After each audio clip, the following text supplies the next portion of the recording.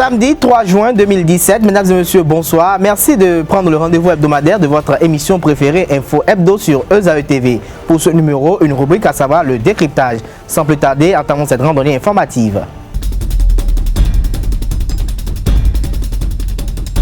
Le décryptage de ce jour, c'est avec Médéric François Gongo. Médéric François, bonsoir. Bonsoir. Comment vous allez? Excellemment bien. Médéric François Gongo, le directeur général du quotidien Actu Express. Alors ensemble, nous allons parler de la crise à la Renaissance du Bénin. Aujourd'hui, la Renaissance du Bénin traverse une période un peu tumultueuse, pour ne pas dire un peu de crise, parce que nous avons deux côtés. Nous avons un côté des frondeurs qui, soi-disant, se disent réformateurs, parce qu'ils estiment quand même qu'il faut rehausser l'image du parti qui, à leur égard, est déjà à terre, alors que le président Léa Lissogo, qui est déchu, se dit qu'il est toujours président légitime, et la présidente fondatrice du parti a confirmé sa légitimité. Alors, quelle perception faites-vous d'abord de toute cette situation? La Renaissance du Bénin traverse une crise de maturation. D'aucuns parleraient de crise d'existence ou de leadership, mais c'est beaucoup plus une crise de maturation, une crise que la plupart des grands ensembles politiques au niveau du Bénin ont eu à traverser. Je veux parler du PRD, avec la naissance de PRD Nouvelle Génération, de NCC, avec la naissance du Parti Ensemble, du phare Lafia, avec la naissance du phare, et de beaucoup d'autres petites tendances politiques qui se sont vues imploser à la première crise. Ceci peut s'expliquer par l'essence même des partis politiques au Bénin. On se rappelle qu'au lendemain de la conférence nationale, beaucoup d'associations de développement se sont muées en partis politiques. Donc, la plupart des ensembles politiques avaient des ancrages beaucoup plus régionaux, je ne dirais pas ethnicistes, beaucoup plus régional que national. La Renaissance du Bénin, parti entreprise, parti en tant que tel, je dirais que la Renaissance du Bénin aujourd'hui est en plein dans la crise que la plupart des grands ensembles dont j'ai parlé ont eu à traverser. Ceci était prévisible. Prévisible tout simplement parce que le couple géniteur du parti politique, le logo du parti politique, l'historique du parti politique présageait déjà de ce que les problèmes allaient continuer. Aujourd'hui, nous avons une classe de frondeurs qui ont opté pour débarquer le président du parti politique. Mais à la lecture de l'évolution de ce parti, nous devons la vérité de reconnaître que tous ceux qui se disent, à l'exception de Maître Abraham Ziroué, tous ceux qui se disent aujourd'hui frondeurs ou réformateurs ont tous bénéficié de l'omniprésence, de l'omnipotence et de l'omniscience du président légitime et légal jusqu'à l'heure actuelle, Léa Lissogo. Je rappelle, à toutes fins utiles, que la crise qu'il y avait eu entre les deux frères adversaires, je veux parler de Léa Lissogo, avait fait partie, Galiou et une bonne partie des acteurs de la Renaissance du Bénin en ce moment. Je rappelle que le CNOS, entre-temps connu avec Père son âme Florentin Feliho, l'UTR avec les Jean-Marie Zohou, et après nous avions eu l'appel de Goro, où le FURD et beaucoup d'autres tendances de Nathanaël Baye, beaucoup d'autres tendances sont arrivées à la Renaissance du Bénin, n'ont pas permis à la Renaissance du Bénin de résister aux différentes crises que la plupart des partis politiques ont connues. On a vu la Renaissance du Bénin de la CEI, elle a connu une hémorragie. Cette hémorragie a évolué, s'est transformée en une atrophie, d'où de plus d'une vingtaine ou près d'une vingtaine de députés, on en est aujourd'hui à 5 députés. Oui. On en est aujourd'hui à l'émergence, à l'érection d'autres tendances politiques dans les fiefs traditionnels de la Renaissance du Bénin. Je veux parler notamment du plateau d'Abomey, de Savalou à Cotonou, en passant par Abomey, la région Agoni, Tori, Tofo, Massi, Serhoué, Calavi, sans compter les Haïzor et Ouida également. Je crois que la Renaissance du Bénin a perdu du terrain. Ceci peut s'expliquer par les mouvements migratoires des populations. Ceci peut s'expliquer par le rajeunissement de la classe électorale qui n'a pas la même perception du pouvoir que le président Soglo avait exercé, du travail qu'il avait abattu que les anciens, qui sont les électeurs traditionnels de la Renaissance, de la crise. Alors, vous dites que la Renaissance du Bénin a perdu du terrain, et c'est donc conscient de cela que les fondeurs, aujourd'hui, ont décidé quand même de rehausser l'image du parti, puisqu'ils expliquent qu'ils n'ont pas destitué le président Liali Soglo par hasard ou bien par méchanceté, parce qu'il y a un problème au fond. Et ce problème s'explique par le fait que Liali Soglo a été élu lors du congrès dernier pour faire un mandat de 5 ans, et aujourd'hui il est en train de faire 7 ans.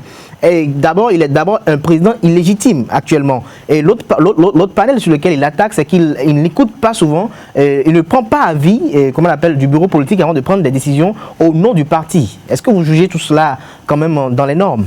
Sous les tropiques, la quasi-totalité des partis politiques sont des partis entreprises, sont des partis familiaux, sont des partis ethnicistes et de manière plus extensive. Est-ce que vous ne pensez pas qu'on doit changer la donne des partis régionaux à l'avenir? Les frondeurs, aujourd'hui, étaient en position de reprocher au président du parti politique ses erreurs de gestion. Des erreurs de gestion des hommes, des erreurs de gestion de la structure. Lors des positionnements pour les élections municipales dernières, le président Liali Soglo avait d'autres candidats que les principaux acteurs des frondeurs.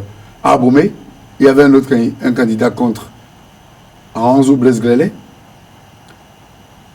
À Boycon, il y avait Adomou contre Atropo.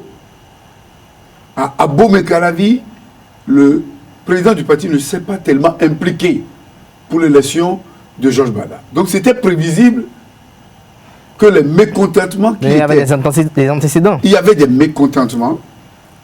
Et le président Liali Soglo avait déjà perçu que ceux dont nous venons de parler, qui ont été réélus, constituaient déjà une petite force de contestation. Et il voulait s'appuyer sur d'autres personnes au niveau du parti. Il n'a pas réussi. Donc il devrait s'attendre à ce qu'il y ait problème. Qu'il ait fait plus de 5 ans, si tant qu'il est dans l'illégalité, c'est que tout le bureau est dans l'illégalité. De façon juridique. De façon juridique. Et ce n'est pas le bureau qui est également dans l'illégalité qui pourrait prononcer la déchéance d'un parti et d'un président du parti sans que le Congrès n'ait statué sur cela. La période choisie est suspecte. Parlant du processus de déchéance, la doyenne d'âge a effectué une sortie de la présidente fondatrice du parti, Mme Rosine Vieira Soglo, qui a reproché aux frondeurs du fait qu'ils ne sont pas venus voir ni elle, ni le président d'honneur, Nicéphore Dieudonné Soglo, pour leur expliquer la situation, étant donné qu'ils sont encore par ailleurs les géniteurs du président actuel de la Renaissance du Bénin. Alors, qu'est-ce que vous trouvez à cela? Puisque elle dit, elle insiste et elle persiste que Liali Soglo reste et demeure le président de la Renaissance du Bénin jusqu'à l'organisation d'un nouveau congrès. Vous savez, la Renaissance du Bénin a été toujours dirigée par le couple Soglo. Les positionnements sur les listes électorales ont toujours... Je ne vous coupe pas, mais en fait, Rosine Soglo leur reproche le fait qu'ils ne soient pas venus vers elle, mais quand on envoie une lettre combinatoire à Soglo Père. Au fait, oui, la Renaissance du Bénin a été toujours dirigée par le couple Soglo. Tous ceux qui sont là aujourd'hui, les fondeurs, ont tous bénéficié du paternalisme du couple Soglo. Et ne doivent leur ascension qu'aux accointances, qu'au rôle divers qu'ils ont eu à jouer, et pour le couple Soglo, et pour le fils, Liali Vieira Soglo. La présidente fondatrice du parti a parlé. Certainement, elle se croit toujours dans la plus ancienne des logiques. Ah, nous sommes les parents, nous sommes les géniteurs, c'est elle qu'on appelle maman. Mémé. On parlait en 30 ans des mamistes et des papistes. Voilà autant de concepts sur lesquels nous avons spéculé. Mais si elle a parlé, c'est qu'elle a toujours une voix d'autorité. Elle s'est adressée aux électeurs traditionnels de la Renaissance du Bénin. Elle s'est adressée aux indécrottable de la Renaissance du Bénin qui épouse quelque peu cette manière de voir les choses. Elle a parlé en étant dans une logique parce qu'elle a semblé également mettre en cause une main invisible. Ceci m'amène à parler de la période. Oui, allez-y. Et lorsque nous parlons de la période, lorsque nous voyons la manière dont il y a toute une communication, et que, suivez mon regard, nous voyons les journaux, nous voyons les organes qui font... Lesquels journaux? Les journaux du pouvoir? Les journaux pro-gouvernementaux, qui font la communication contre Léali Vieira Soglo, je me dis, c'est la suite logique. Léali Soglo, oui. Léali Vieira Soglo, oui. Bon, c'est vrai qu'il est Vieira également. Oui, tout à fait. Vieira Soglo également. Oui. Je me dis que c'est la suite logique du refus de Léali Soglo de supporter la candidature. Donc vous y voyez la main du gouvernement? Je vois surtout la main du chef de l'État, et ceci ne doit étonner personne. C'est de bonne guerre. Parce que le chef de l'État, pour avoir perdu le combat de la recevabilité de la révision de la Constitution, nonobstant qu'il a eu 4 anciens nouveaux présidents de l'Assemblée nationale avec lui, je veux parler de Nago, de Djikola, de Amoussou et de Mbedi, oui. Malgré qu'il ait eu les grandes tendances politiques, FCBE et Transfuge, Union fait la nation pour la plupart, PRD et beaucoup d'autres, au niveau de la l'AEB, dans toutes les autres tendances, malgré tout ça, il a compris qu'il n'avait pas la majorité qualifiée pour procéder aux réformes institutionnelles et politiques. Il a compris qu'il fallait pour lui imploser les grands ensembles politiques. Il a compris qu'il devrait redéfinir, jouer à redéfinir la carte politique pour avoir une majorité. Et comme il a dit la fois dernière qu'il n'a pas abandonné le projet et qu'il attend le moment opportun. Le moment opportun, c'est qu'il y aura une implosion au niveau des grands ensembles politiques. On l'a vu pour les FCBE. On est en train de le constater pour la Renaissance du Bénin. On va le voir également dans les jours à venir, les semaines à venir, pour le PRD. Tout simplement parce que le chef de l'État, ayant perdu la légitimité au niveau de la base, du fait des décisions non populaires, des décisions non consensuelles, du fait de la gestion contre-productive des affaires publiques. Parce que pour la population, il faut manger. Pour la population, il faut avoir le minimum. Mais aujourd'hui, rares sont les familles dans lesquelles on mange les 3 repas par jour. Ça, c'est un secret de Polichinelle. Sur le plan de la gestion des susceptibilités politiques, le chef de l'État s'appelle les fondamentaux spirituels de son pouvoir en mettant de côté tous ceux qui l'ont amené au pouvoir. Donc, pour les populations, la légitimité du pouvoir s'est étiolée, même si la légalité est établie. Cette légitimité qui devrait être relevée par une éventuelle majorité que l'Assemblée nationale devrait conférer au chef de l'État, s'est retrouvée encore complètement à terre au niveau du Parlement. Donc pour le chef de l'État, c'est d'une existence politique, d'une lutte existentielle politique qu'il s'agit que d'avoir une majorité à lui. Et donc, imploser la Renaissance du Bénin participe à cela. On pourrait également penser que les clauses en prélude à la recevabilité du projet de révision de la Constitution pouvaient être extensibles peut-être à des postes de ministres, peut-être à des postes de direction, à tel enseigne que, malgré l'échec de la recevabilité, le chef de l'État veut toujours de la part de ses partenaires politiques des signaux forts de ce qu'il maîtrise le terrain. Cela peut participer également de la ruse et de la rage, comme parlait l'autre, qui va nous amener à constater un bouleversement de la réalité politique dans les 23e et 24e circonscriptions électorales, entendu qu'il sera très difficile pour le chef de l'État actuel et ses supporters d'avoir des députés, notamment dans la 15e et dans la 16e. Je veux parler notamment de Cotonou. Donc lorsqu'on met tout ça ensemble, donc nous retrouvons Léali Soglo comme le bouc émissaire qu'on veut sacrifier pour atteindre des objectifs. Mais avec en fond, en ligne de mire, le combat pour le contrôle du logo. Ce n'est que ça.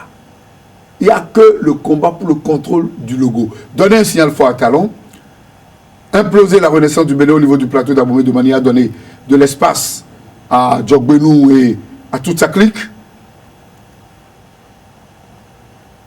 permettre au président Patrice Talon, la troisième hypothèse rejoint la première hypothèse, d'être rassuré et de caser beaucoup de frondeurs au sein du gouvernement à venir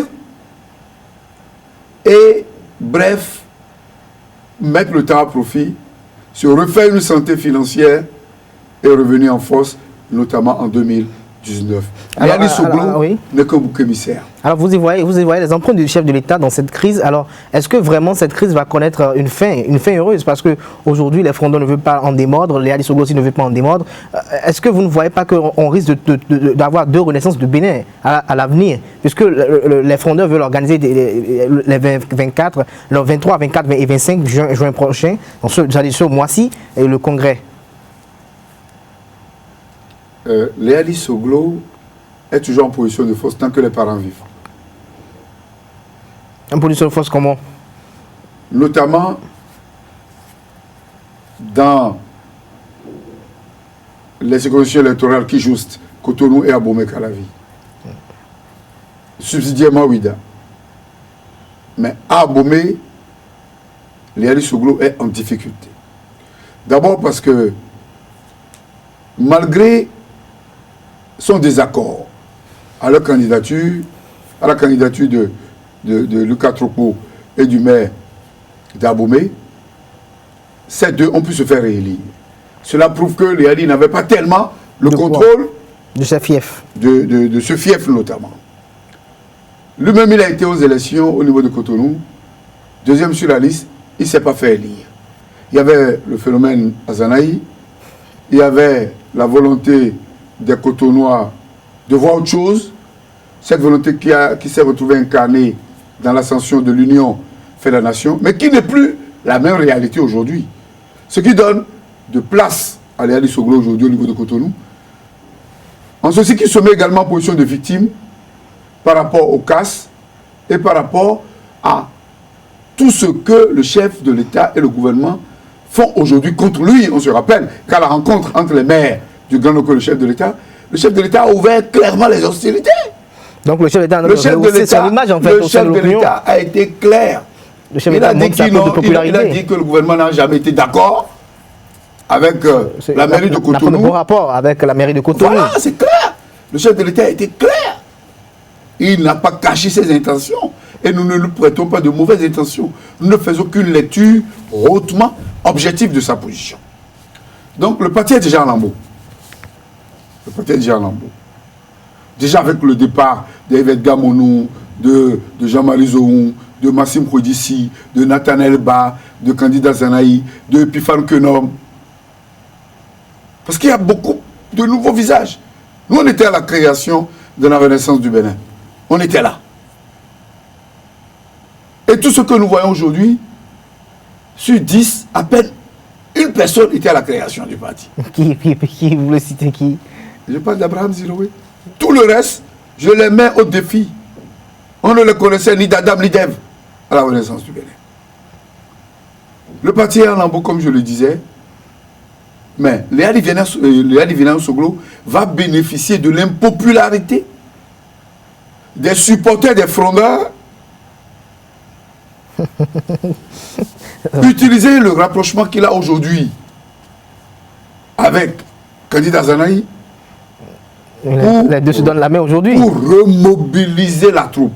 Entendu que les électeurs de la 16e circonscription électorale, Cotonou avant le lac, votent presque de la même manière que les électeurs de la 6e circonscription électorale, qui constitue aujourd'hui le grenier électoral du Bénin, en matière présidentielle bien sûr, pas encore en matière législative, à moins que l'on aille vers un nouveau redécoupage au niveau des élections législatives. Donc, Léali Soglo est toujours en position de force, même si à l'évidence, il va laisser beaucoup de plumes. Parce que les frondeurs ne sont pas n'importe qui. Il les a rendus forts. Ils sont vraiment forts aujourd'hui. Ils sont forts aujourd'hui. Ils ont pu se faire élire sans son accord. Sans son soutien. Sans son soutien. Et aujourd'hui, il ne serait pas hasardeux de dire que même si Léali Soglo arrivait à s'en sortir, mais c'est qu'il y laissera beaucoup, beaucoup de plumes. Oui, il laissera beaucoup de plumes parce qu'aujourd'hui, comme vous le disiez tantôt, ses fondeurs sont aujourd'hui de véritables diplodocus. Mais est-ce qu'au fond, vous-même, vous ne reprochez pas quelque chose à Léa Sogo dans sa gestion du parti? Je ne vais pas vous laisser, on ne va pas finir ce sujet sans... Non, mais je me dis, Léa Sogo gère la Renaissance du Bénin comme on a bien voulu qu'il la gère, ou comme qu'il le gère. Léa Sogo gère la Renaissance du Bénin comme Maître André Ngouji gère le PRD. Même si au niveau du PRD, au moins, on a les écoles de parti, on a les universités de parti, il y a un semblant de vie, de dynamisme au niveau du parti. Lors d'un positionnement sur les listes électorales, c'est le président seul qui s'en occupe. Et c'est le même cas pour tous les partis politiques sous nos cieux, sous les tropiques. Léadi n'est pas une exception en soi. Mais les élections présidentielles et la diversité au niveau des soutiens au sein de la Renaissance du Bénin préludaient déjà de la crise actuelle. Ok, d'accord. Alors, merci Médéric François Gongo pour ces riches apports. Nous n'allons pas quand même mettre un thème à cette émission sans occulter cette vidéo du chef de l'État, Patrice Talon, qui a quand même fait le tour de la toile, où Patrice Talon faisait un coucou aux amis internautes et les invitait à plus de responsabilités dans les commentaires. Et il fêtait également le fait qu'il ait plus de 200 000 fans sur Facebook.